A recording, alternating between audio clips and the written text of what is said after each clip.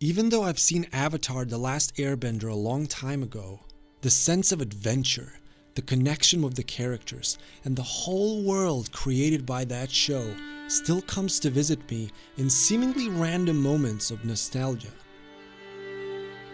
I've seen many animes, many cartoons, and many movies, but if I had to pick the best character development story out of them all, it would have to be Zuko, the Prince of the Fire Nation from Avatar.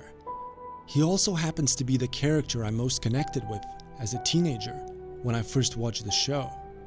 Much like me back then, Zuko is still just a teenager, but he is also the son and heir to the Fire Lord Ozai, one of the most powerful men in the world. As the series begins, it is easy to mistake him for a typical villain, as many of his underlying motivations are left unknown. However, even in the first episode, the writers do give us an insight into his motivations. He's trying to capture the Avatar to restore his honor. Because their honor didn't hinge on the Avatar's capture. Mine does. He's not hunting down the main protagonist of the show just for evil's sake. He actually has reasons behind it. And so he is established as a character who greatly values pride and honor. Only later on do we learn that he wasn't always interested in capturing the Avatar, and that there's a deeper story behind it. He was challenged to a duel by his own father after he unintentionally disrespected him. However, he refused to fight, and the Fire Lord took this as a shameful act. He banished Zuko from the Fire Nation and left a permanent reminder of the shame he brought upon himself by burning the left side of his face and leaving a scar. The only way he's allowed to return and regain his honor is by capturing the Avatar, the master of all four elements, and the only person who could potentially stop the Fire Nation from winning the war. As a result, Zuko feels like an outcast and carries a lot of shame for being banished.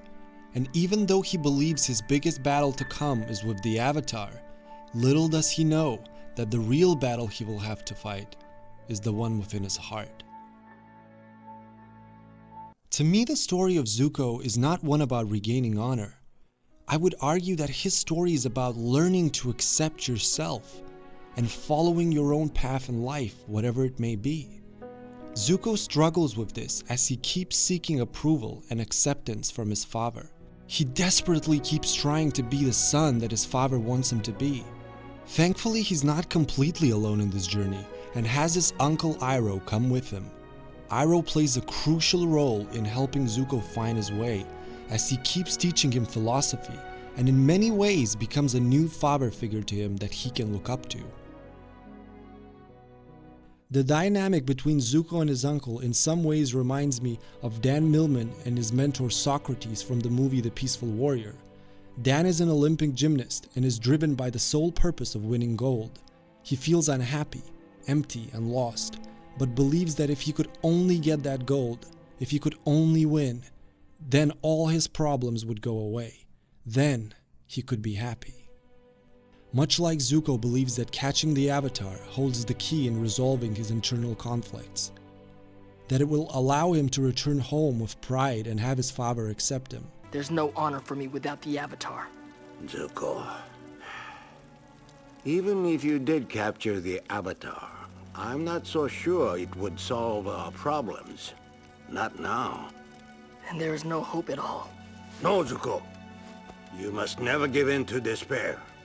Allow yourself to slip down that road and you surrender to your lowest instincts.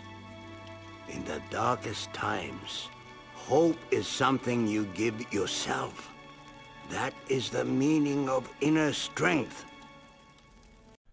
But as him and his uncle travel around the world, chasing the Avatar, Zuko gets to meet people from other nations. He gets to see their points of view. He gets to experience firsthand what the war that his father started has done, which helps him begin piecing together bits and pieces of his own path, not the one that has been given to him by birth. I know my own destiny, Uncle. Is it your own destiny? Or is it a destiny someone else has tried to force on you? Stop it, Uncle. I have to do this. I'm begging you, Prince Zuko. It's time for you to look inward and begin asking yourself the big questions. Who are you? And what do you want? But it still takes one final push to make him go over the edge. After he almost seems to be over the idea that catching the Avatar will solve his problems, he gives in to temptation one last time and manages to corner him with the help of his sister Azula. However, he does this by betraying the only person who has truly cared for him and looked after him in his banishment, his uncle Iroh. He finally gets to come back home believing that the Avatar is dead and gets his life back as the Prince of the Fire Nation. But all the happiness and honor that he thought would come from this never showed. He still feels the same emptiness that is now filled only by anger. During this time, he keeps visiting his uncle in prison, who is now considered a traitor to the Fire Nation. Zuko repeatedly lashes out at him and blames him in what is simply misguided anger, while his uncle just remains silent. But it doesn't take him long to figure out that the one he's truly angry at is himself. And eventually he does decide that he has had enough. What follows is the most satisfying character transformation you're ever likely to experience. Someone who sought approval from his father his whole life, someone who gave his best to play along with the destiny that was forced on him, finally lets it all go and takes a step on his own path. He tells his father he's leaving and that he's going to help the Avatar to restore balance. This time he really is on his own. He's once again not welcome at the Fire Nation. He's hated by the Avatar and his friends because of years of trying to catch him. And now he doesn't even have his uncle by his side. When he finally approaches the Avatar in an attempt to help him, he is met with understandable hostility, distrust, and rejection. As someone who has led so much of his life with a big emphasis on pride and shame, he finally shows true humility. He keeps trying to prove himself to the Avatar, despite being rejected again and again. Eventually his honesty does get through, and he gets a chance to show just how much he's changed by becoming Avatar's firebending teacher. But there is still something left that he is ashamed of, and that is how he betrayed his uncle after all he's done for him. The moment when he finally meets him again is by far one of the most heartwarming moments in the show.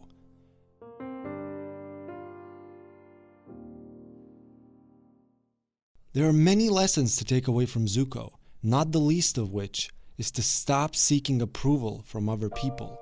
Instead, we must learn to accept ourselves and to do what we think is right for us, even if that means going against the people we look up to. Seeing Zuko grow and change this much really touched me.